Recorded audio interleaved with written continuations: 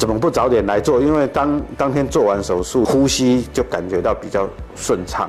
手术完还去很轻松的去吃个饭，然后再回家。我是有谦，要来跟大家分享手术的感受跟经验。知道自己打呼的声音不小，然后醒来的时候会口干，代表我呼吸是有点问题。医师很亲切的跟我介绍说有这个手术，所以就直接立刻换手术服进手术室，里面设备新颖，然后也大明亮，很现代化。搭配的护理人员呢，技术很好又亲切，让你可以很好的准备接受手术。